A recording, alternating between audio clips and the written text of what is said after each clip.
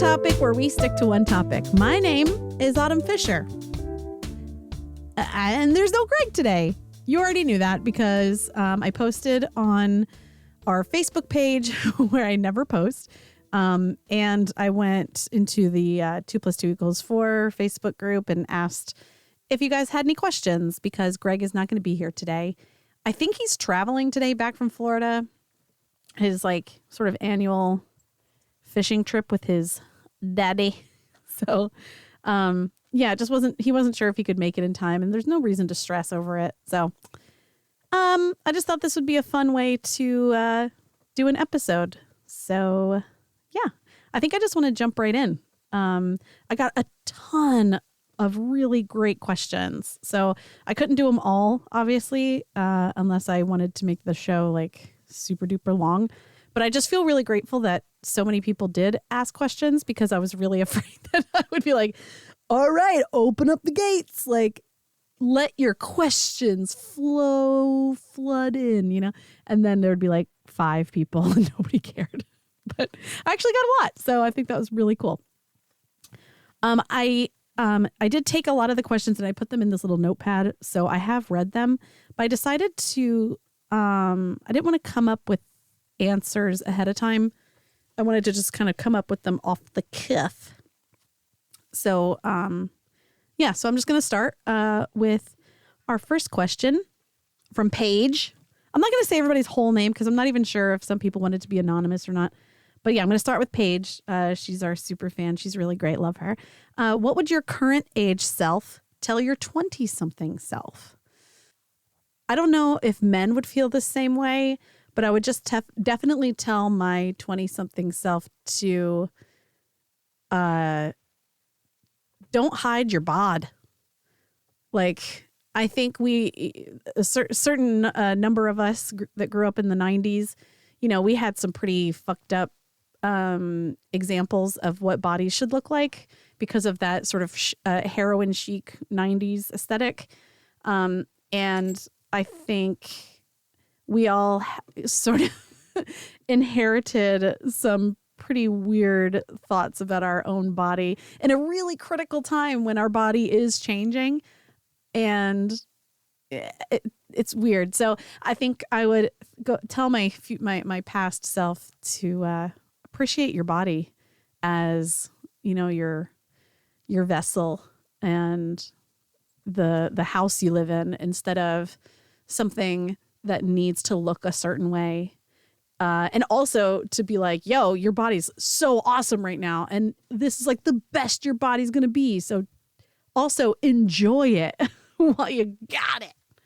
I guess that was a pretty superficial response. Yeah, I don't think you could tell without breaking like the space-time continuum to like not make certain decisions. I wouldn't tell my past self that. You have to go through those things to be able to learn, you know?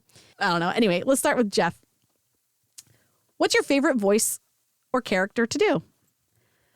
I love being old women. I think those are my favorite, including Nancy Pelosi. Like, I just like being Nancy. It's a real easy voice to do. And sometimes if I run out of things to say, I really can just make up nonsense. I don't always do that, but it is kind of a nice little trick that I can do. And I love Mrs. Freshley.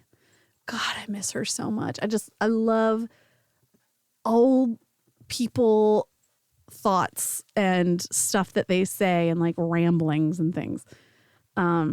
So yeah, I think that the old characters are my favorite.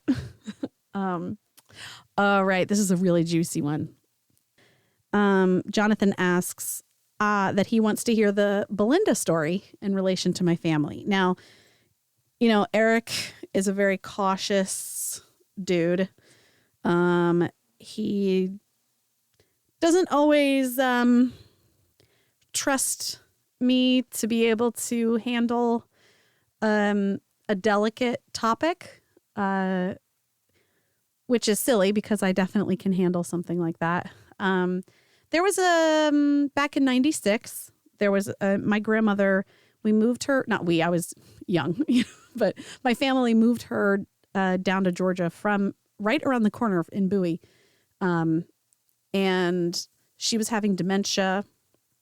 And so we moved her to a neighborhood that was like very close, right across the street from my parents' neighborhood. And, you know, like 2 miles away from another relative and a mile and a half from another. So it was like my aunts and uncles and her children sort of wanted to bring her closer to family. So they did that. But I think she got pretty confused and she got in her car and she drove. She drove away and she was missing for a really long time. It was, unfortunately, it was during the Olympics. So, you know, normally that kind of thing may be covered more on the news, but because it was in Atlanta and we lived in a suburb, we lived in Lawrenceville, so, and that's where she lived too. So it was a suburb of Atlanta. The local news wasn't really covering it. I think it was like the last story at the end of the night at one point. So, you know, as you can imagine, a lot of my family members were pretty desperate. All of my aunts and uncles came down to help search, you know, and my family spread out across Georgia just looking for her. And because they were so frustrated that the local news wouldn't cover my grandmother being missing and their mother being missing for weeks, you know, because of the Olympics. So I think my mom called into the radio station, and I think it was during the morning show in which this person worked. And, you know, my mom asked them for help, and she was just very flippant and very rude, and said that, you know, we can't report on every missing dog, and comparing a human being, a missing woman with an animal, which was just incredibly rude. And I believe that if I ever spoke with her, like if it ever had to come up and I would talk to her about that, I'm sure it would be something that she doesn't even remember and she would apologize for. And you know how people do when you say something and, you know, you don't even realize that you've said it, or I don't know. I don't think that she's a bad person, but just that has always left a pretty bitter taste in my mouth about the whole thing. So, and her commercials could use some editing. Okay. All right. Let's go to Michael. He says, aside from Abbey Road, what's your favorite Beatles album? And then he says, justify your answer. Well, listen up, dude. I don't have to justify shit. My favorite Beatles album is Abbey Road. I know it's like kind of trite, but you can't beat that side B. God, you just can't. If Abbey Road was just side B, I'd be fine with that. But I also really love the White Album. The White Album is full of songs that could be cut. I think it'd be difficult. I think instead of it being like a 2 CD, I'm sorry, that's so millennial of me. A 2-disc album, I think it could probably be like 1.5 discs, or like maybe 3 sides instead of 4, you know, just put, I don't know, just make the whole B side of album 2 like that Revolution number 9 or something. Just play it on loop and just confuse the shit out of people. But yeah, I think those are my favorite. White Album is really fun because it has such a variety of different things, and so it really keeps you guessing, and it's different and weird. And then Abbey Road, especially side B, is just so gorgeous and strung together in such a great way. So Joe says, how do you just come up with what your characters are going to say on the spot? Do you practice them when you're off air and think about things they'd say? It's amazing what you and Tim do. Well, yes, Joe, thank you so much. I do not really think that much about what characters are going to say ahead of time. Sometimes if I'm not so familiar, then I will, look them up and get an idea. But I mean, some characters are just so easy to figure out. Like when we were doing Grimes, she has such an easy touchstone, which is just her lisp, and then I just read a quote of hers where she talked about like, she just wants to know, I don't even remember now what it was, but it was something about like Japanese people. It was like, she was just such an oddity, space woman, alien being. So you just kind of say anything you want, you just come up with anything. And I think it really does kind of feel like you're channeling something sometimes, especially when Tim and I get to do it together. He really brings up some good things. And I hope that I bring up some good things for him too. When we're doing a character back and forth or like having two characters talk to each other, it makes it really easy when you have a partner like that. So, Paula, hi, Paula. We love you. My kiddo, Jace. Hi, Jace. Loves doing voices. What advice would you give to him to help him further his talent? Peter, my son, Pete, he is also pretty good at voices. And sometimes we just talk together in voices, so we just kind of like improv like we do on the show back and forth. And I think just giving him that will either, I don't know, help him either just have something in his pocket to always have to sort of make friends or impress someone. Not like you have to impress people, but, like fun ways of interacting with people or, that's always a cool thing to have. Either that or maybe he could get into something in the future that has to do with using his voice. There's so many things nowadays, with like getting into narrating audiobooks or, voiceover has changed so much. It used to be this really sort of closed society that was really difficult to get in unless you were already an established celebrity. Then it was very easy. And that's still the case in some ways, but there are so many different ways to sort of use your voice and sell your voice that, he could use that in some way when he got older, or he could just like be the guy who can do a really good impression of, his coworker. And then the secretary that works there falls in love with him. That was really reductionist of me to say that the secretary was a woman, or to even say that Jace likes women. I don't know what Jace is going to do. Godspeed, Jace. Love you. All right, Mike. Michael. Please share your favorite story or memory from being a TRG intern. Okay, so this is not my favorite memory, but this is one that sticks out the most.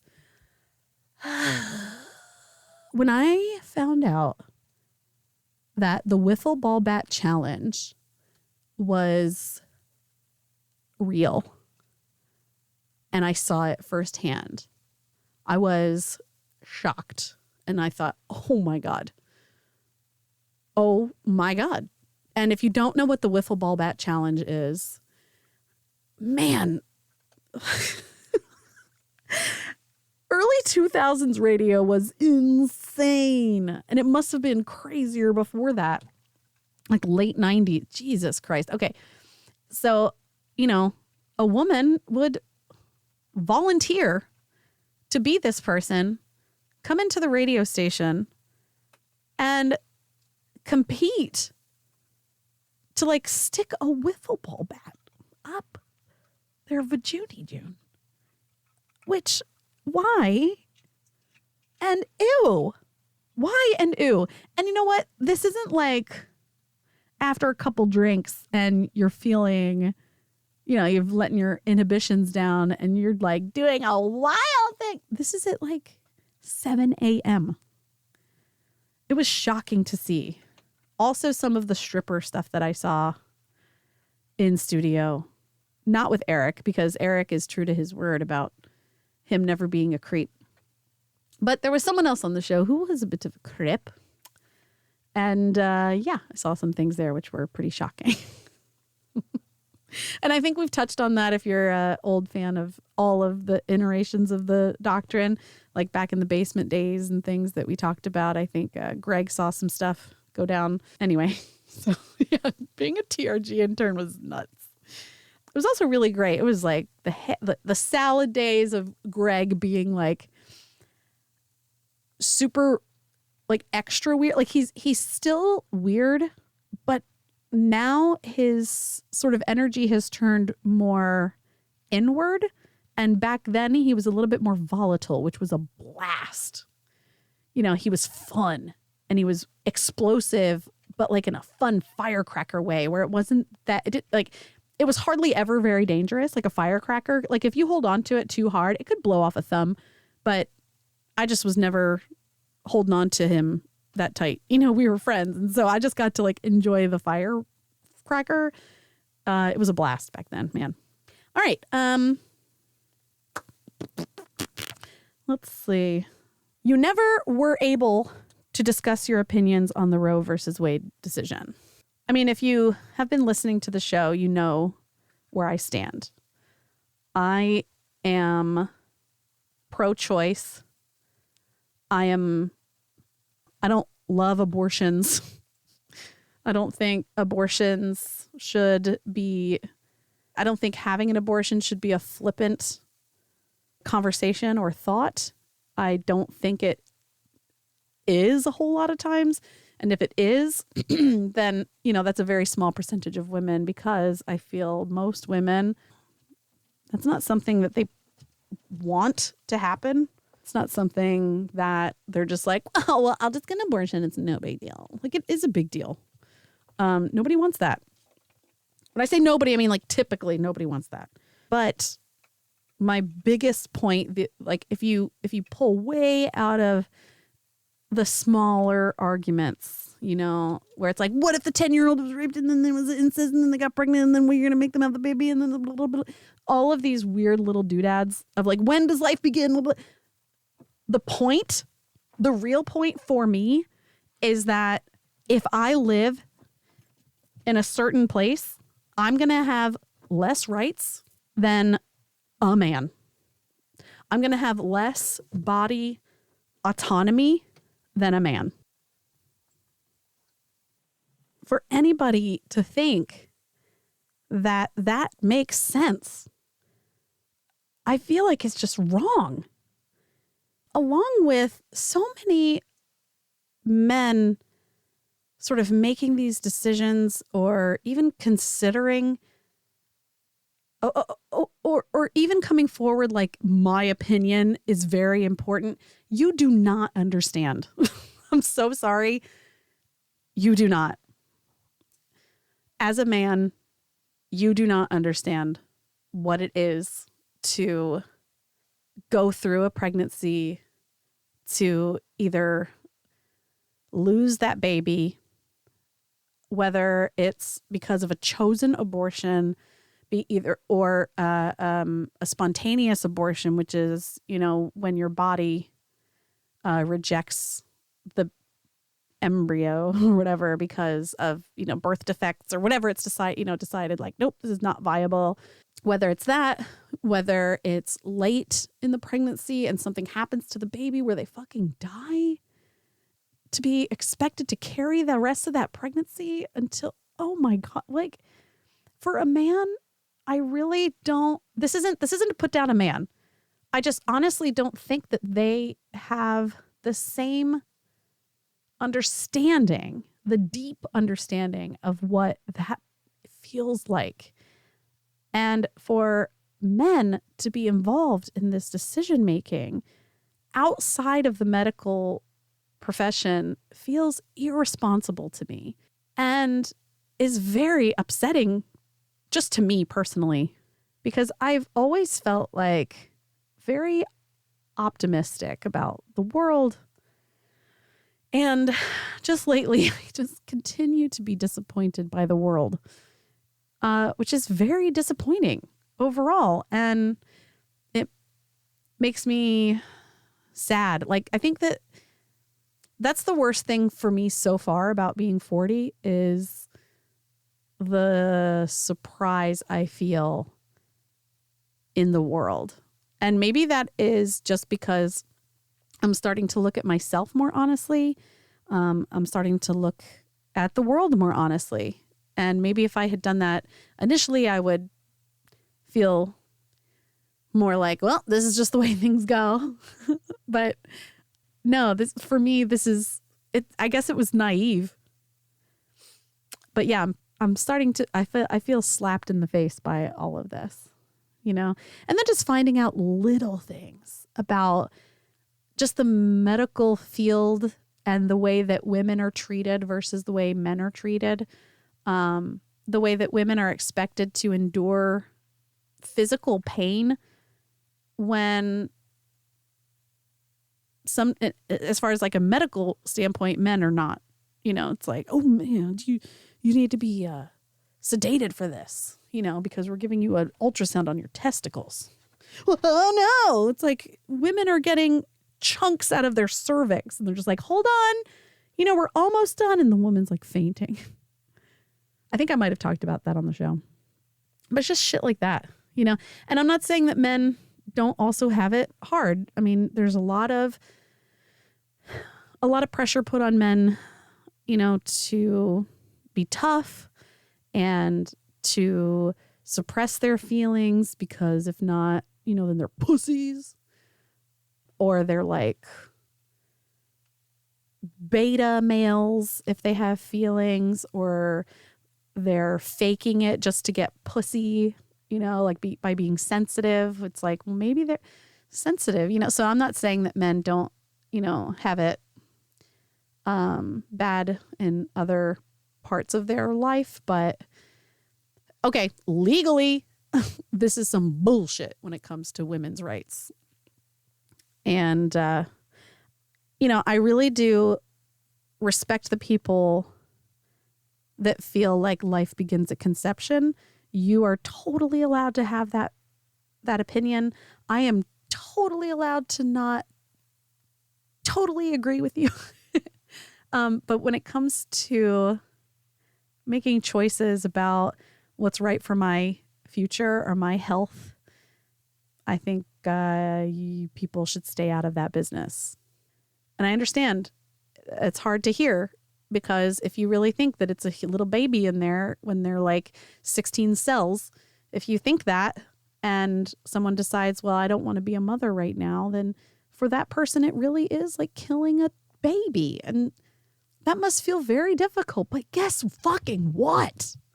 Do you want kids to grow up in a family that was not prepared for them? Talk about crime statistics and prison populations, and not just that, but just victimizations and violence and poverty, because the people that are supposed to raise this baby that at this moment is only 16 cells or what the fuck ever it is, they're not ready, or they just don't want to. You know what I mean? Like, that's not a world to bring a child into. And yes, there are plenty of people that will adopt the baby, but guess what? Sometimes if your baby, this is real, sometimes if you have, if you get pregnant and let's say, you're kind of, you don't want to have an abortion because you don't believe in abortion, but then you don't want to be a parent yet, so you want to give it for adoption. Let's say the baby is of mixed race. That baby is more difficult to get adopted.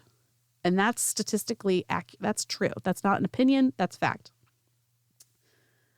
And if that is your situation, what happens? You give up the baby, they go into like the system, and the system is so fucking corrupt and horrible. These people, oh my God. Okay. I'm just saying, let's let people who are ready to have babies have the babies. And let's not force people to do shit that affects other people's lives. Let's give them that choice. Okay? Gosh. Jerry Fuchsie, He has 2 questions. If you could do anything career-wise, what would you do? And 2, what voice do you wish EVH would let you do, but he won't? Well, he doesn't let me do, we don't get to do Mrs. Freshly very often anymore, which is sad. I don't get to do Jared's dad. I don't get to do too many like ethnic voices. I think the climate has changed on that kind of thing. My personal opinion is almost like South Park, you know, where they do a lot of pretty intensely stereotypical voices, like the Sway Shout Park guy, whatever. Oh, Shitty Walk guy. And even the other guy, like, oh no, Kyle, I'm shitting out of my asshole. My personal opinion is I don't think that it's racist unless I'm saying something shitty about that person or I'm making fun of that person because they're from that place. So if we take something super stereotypical, if I'm like pretending to be Chinese or something, or even like if I'm pretending to be Jared's dad, right? And I'm doing like Jared Yamamoto. If I'm saying like I'm Jared's dad and I can't drive, you know what I mean? I'm doing some stupid stereotype. Then I think that's stupid and racist. But if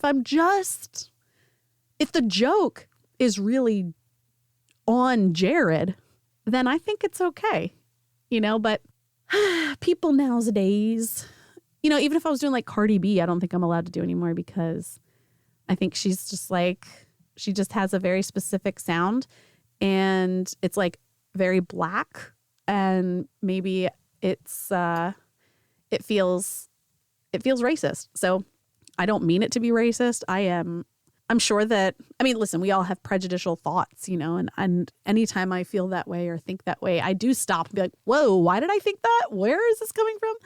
You know, I question myself all the time about thoughts I have and whatever. And I think that's what we should all do. And we should all admit it also, because if we all admit it, then we can all be like, oh yeah, look, we're all the same. We all think this way.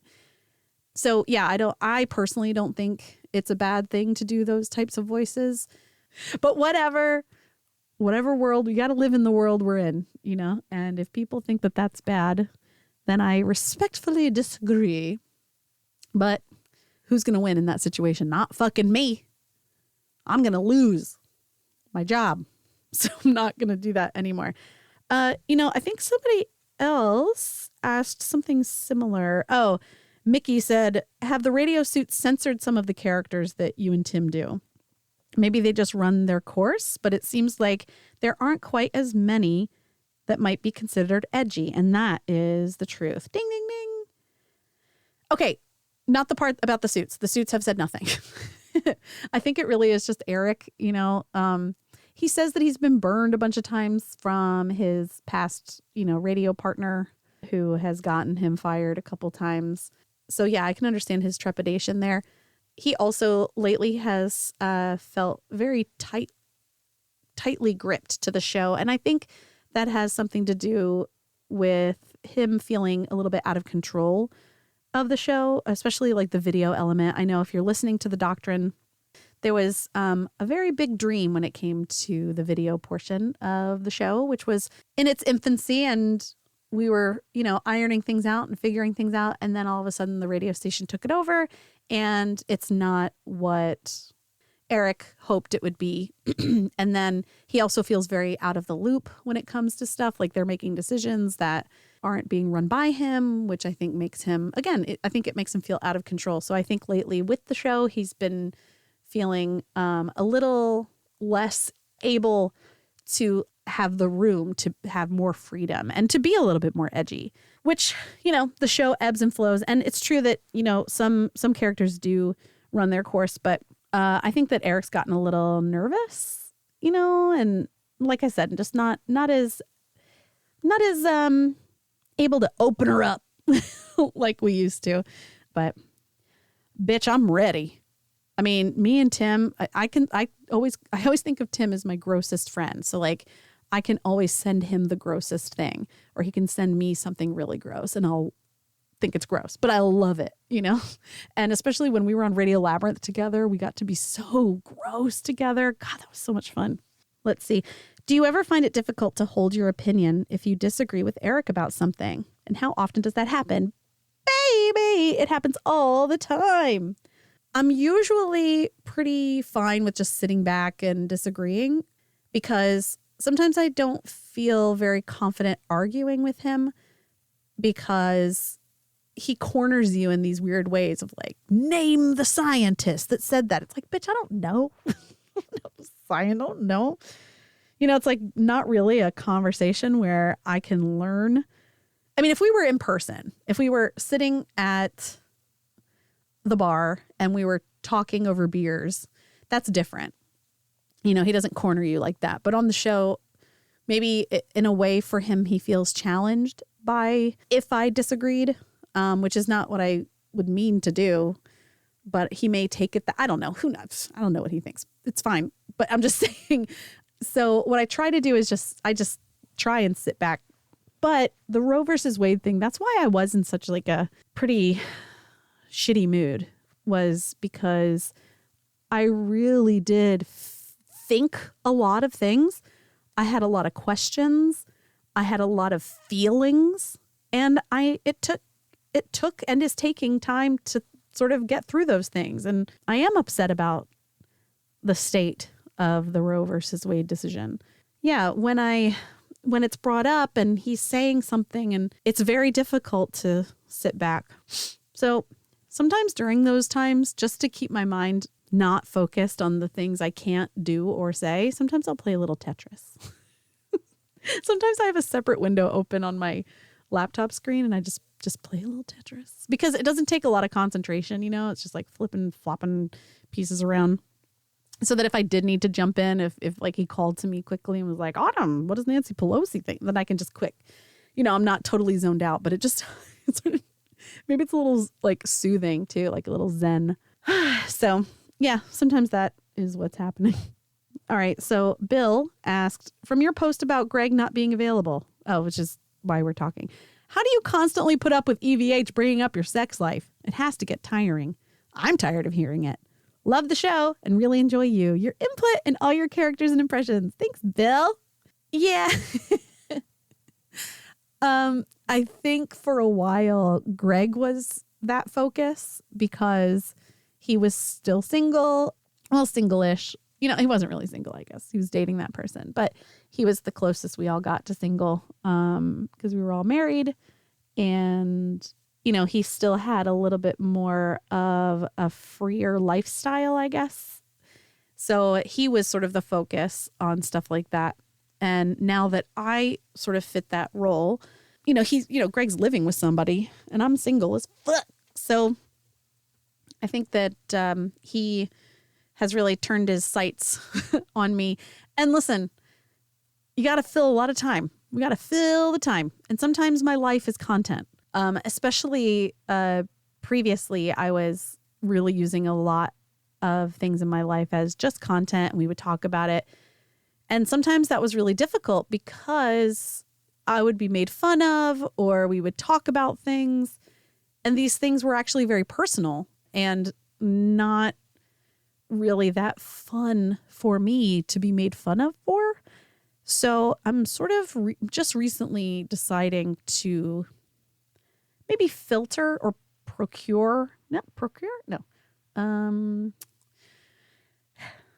just filter some of those things and only let through the things that I'm comfortable with. Whereas before I really was just letting it fly, you know, because I was like, content, this is something, talk about it, content. But now I'm realizing that doing that makes me vulnerable, and maybe I don't always feel so safe to be vulnerable because sometimes I am made fun of or talked about online. People think that like that's my whole life, was like I'm just like a slut. Or like when Eric says like I was 17 and I was dating a 36-year-old. He was 19. I was 17. It's not that crazy. He's like, you moved in with him when you were 16, which is not true. I moved out when I was 18 years old. Relax. But when he says that, if you're a casual listener, then you just think that's true. And then you hear stuff about me being a slut and like leaving my husband for just, quote, no good reason. It's like all those things make me incredibly vulnerable, especially when it comes to online. People can be really vicious. And thankfully, no one has been extremely vicious. Ooh, except that one fucking caller. Fuck that guy, by the way. If any of you are that guy, you can go jump off a goddamn cliff. And maybe just break both legs. I don't really want you to die. Seems pretty rough. But maybe break both femurs and have difficulty in the winter forever. Because you got cold bones now that ache because you broke your 2 legs from jumping off that cliff because I forced you to because you were a dickhead. Do you guys know what I'm talking about? There was what's that called? The open mic. There was an open mic that someone called and just was very cruel. And I was shocked. And then Eric said that there was a little kernel of truth to what he was saying. And that destroyed me that day. I don't think Eric knew how much that hurt. And honestly, from that point, that's when I really decided, I can't be this vulnerable anymore. I can't trust the world with my true open self. I feel like I can trust you guys. I feel like our show is a bit more intimate. And I think there are times that I've shown you guys in the past some true vulnerability with me and Greg and all of that we went through. And honestly, I do feel bad for what Greg and I went through and my part in all of that. But gosh, it was such a great learning experience. And just to know, Greg really taught me, not on purpose, but he just really taught me that I can show him all kinds of emotions that are, not fun emotions, like angry, very angry, frustrated, all those things. And I can express those to him and I can yell at him, when I'm upset. And which is something I've never ever done with anyone. I've never yelled at the person I'm arguing with. And he really was the first person. And I guess it's because I felt comfortable enough to do it. And I don't know what he did. I guess we kept going. We kept being friends. We kept our relationship and whatever it was. Like I was saying before about that previous question where, what would you go back and tell your past self? I wouldn't really, I don't know if I would tell her to do anything different because you have to go through it. I remember when I was teaching English as a second language, people would complain about it being difficult. And I would give them an analogy about if you want to build muscle, you don't lift pencils because it's not going to do anything for you. You have to do something that's difficult in order to see a result, to gain something. So I had to go through what I've been through, which is, come on, it's not like what so many people have been through, but we all have to learn something from the things we go through, and you have to go through them in order to learn something. So yeah, I feel really grateful to Greg, for being there in the beginning, for so much fun and, like I said, volatility and wildness, but also really silly and fun. And then it got just a deep rooted friendship. And then we had more than that. He was really there for me in a lot of ways. And then things were very bad, but really they were so bad. It was it really was a benefit. It was really a good thing that it was bad because that was the way that I was able to learn that I can be other things than just always in control of my emotions or my thoughts or my actions. I can be out of control with those things. And that's a human being. And the other person is, can take that. Man, it's hard doing this by yourself. I constantly am feeling like this isn't interesting or, oh, I think that's interesting. Okay. All right. We'll do one more question. Have you ever done or thought of doing stand-up? Nope. And nope. No, I'm good with others. That's why I liked improv so much, even though it has a real reputation for I don't know, theater geeks or something, doesn't it? I don't know. It's just like, it can be really cringy and stupid, but I really enjoy working with others. So like this podcast has been difficult because I'm by myself, and I in the middle of things I start to think, man, this is like this is very Greg, where it's like I start to think, who do you think you are talking like this? Nobody. Who do you think you are? Like some big Hollywood celebrity doing an interview? No, but honestly, I do want to thank everybody because, as much as we get emails from people who say that the show has helped them not feel alone or has helped them sort of see themselves a little bit differently, or, whatever people may say, or maybe they just enjoy it. It really has helped me. This is another creative outlet for me where I get to, like I said before, I get to be a little more vulnerable and honest and, work through some things that it's not therapy. But sometimes, it's just nice sometimes to be able to talk with Greg, who is also very emotionally intelligent and is able to not just skim the surface of something where, you hear a story and you think that doesn't make any sense at all. Whereas like Greg and I may think, well, the reason for that might be something more deep, and it's kind of interesting to delve into that kind of thing. Or, like we talked about our episode where we were stealing, and it's like, we don't just talk about that we were stealing. We talk about like, I wonder why we're stealing and what's going on and why do we make these decisions and stuff like that. It really this show has really helped me grow as a person and become more of an honest person, and, have something else for me to hang my hat on when it comes to who I am. So yeah, I appreciate it. So I'm really glad you guys are here.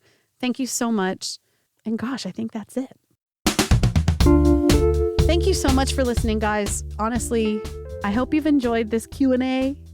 Maybe it'll be something we do every year if this is successful. And if not, then Autumn, shut up. You're not special. Okay. Or maybe next year Greg will do it. That'd be interesting.